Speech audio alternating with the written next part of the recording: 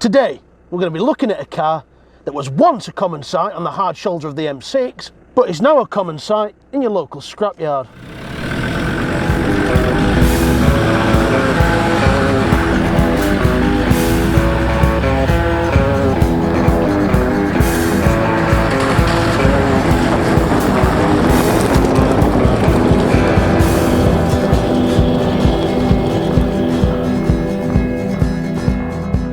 When you first start driving a Discovery 2, you'll quickly come to the realisation that they have a nasty tendency to commit suicide round corners.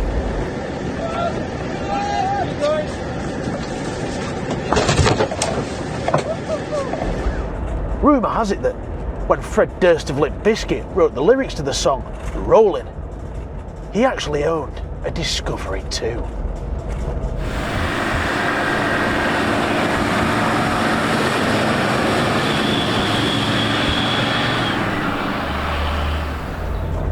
No doubt there's going to be some smug Discovery 2 owners out there that are going to say, my Discovery's got ACE, it handles like a go-kart. Well, you're not going to be smug for very long. And I'll tell you why. Because these pipes up here for the ACE are going to be rotten, like everything else. And you'll be going down the road one day, and they'll burst. And because you're driving, you're not going to notice the fluid level going down. There's no sensor. And then what will happen is the pump will seize up and the belt will snap. And because it's a Landrover, everything is run off that one belt. So you're going to lose your power steering, you're going to lose your alternator, and you're going to lose your cooling fan. So the whole thing's going to boil over on the side of the M6 and you're fucked. All because Landrover decided to try and make a box handle like a go-kart. Now, as any Discovery TD5 owner who isn't in denial will tell you, they're absolutely gutless. Watch this. We'll set off up this hill. First gear. Yeah, not too bad. Down to second. Losing it a bit. Oh, we're in the power band now, ready to change up. Third gear, absolutely dead.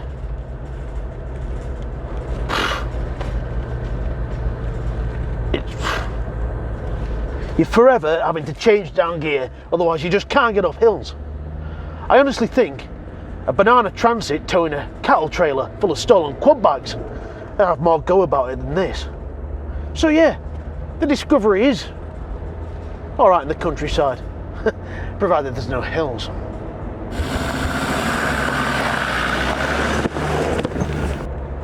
Again, there's going to be those smug Discovery 2 owners who say, well, I don't have these problems. I've got a stage 3 remap. I'm pushing out 3,000 bar of boost and 800 brake horsepower. Well, you're not going to be smug when you're giving it the big ones through the middle of Keighley and your cylinder head blows right up through the bonnet and lands on the head of a poor Vietnamese orphan with Down syndrome who's just been let out of the care home for the first time in a year, and the carers left them outside the shop in the wheelchair while they go and get them a bag of toffees.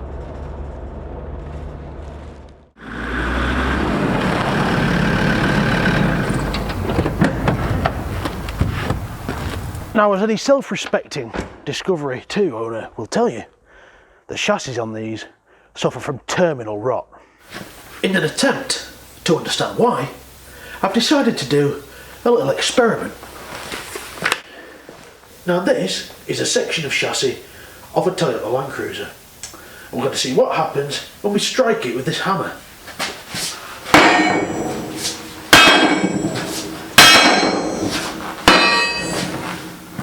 Absolutely nothing. And what we have here is the only solid piece of Discovery 2 chassis that I could find.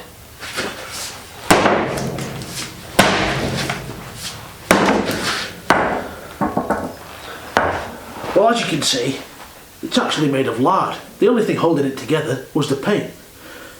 I did wonder why they told me to fuck off at the scrapyard when I took that Discovery 2 chassis in. Anyway, at least I can make myself a right good lard sandwich. Oh, look at that. Let's see if the interior is any better. It's got these very discreet cup holders down here. but they're not much use for a sensible drink, because when you're swerving all over the road, your passenger footwell's going to get more of a skinful than you are. It does have this nice little compartment above the windscreen to put your paperwork in, unless you've got a sunroof, of course. Then you might as well just take a piss all over your documents and get it over and done with. There's an ashtray in the back for the kids. The horn button is in a bit of a stupid place, because when you get a big one-handed swing on, you end up catching it.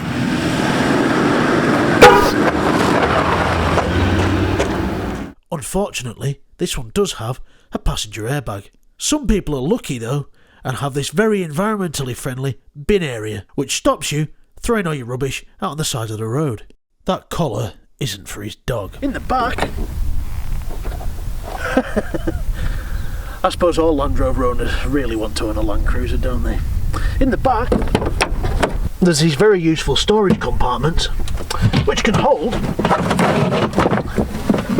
the rope you'll need when you're on your 5th discovery and you've just had enough. I've suffered these cars for years. They're alright when they're working, they just never work. To begin with, people buy them because they're cheap. Then some upgrade to something better, others get stuck in a rut. They buy another and another and another. It's like some sick self-harming roundabout. Then they start buying all the extras like the light bar, the lift kit, the stupid tyres and the roof tent. All to drive up the M6 once a year to a campsite just north of Lockerbie. Now of course there's always going to be some widehead from South Africa, you know, the ones with the stupid olive shirt on and the brown shorts, who says, "Rot, listen here man, you're talking shit. I've had the same discovery for the past 10 years. After having the bloody continent of Africa with it, eh?" I mean, yeah. It's had 3 gearboxes, 2 new engines, rear chassis, front chassis, and it's been reshelled once as well. But yeah, it's the same discovery. And then one day, you will find a really good discovery too. It's never been welded, original, unmolested, and the owners will tell you they've never had a problem with it, and they're not even lying. So you'll hand the cash over, get in it, go to start it, and it's immobilised itself. Best of luck to you. I hope it does better than the last 5 discoveries you've bought. Fucking accent.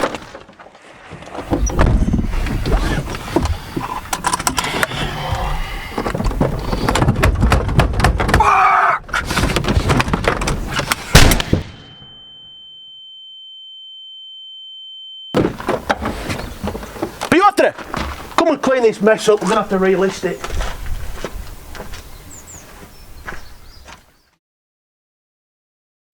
If you're in the market for a discovery, hopefully you haven't been paying any attention whatsoever, because you can have this very tiny example here on its head for a very handsome £2.5 grand. Now remember, I am in the market for any vehicle in any condition. The worse it smells, the better. Let the money talk and your problems walk.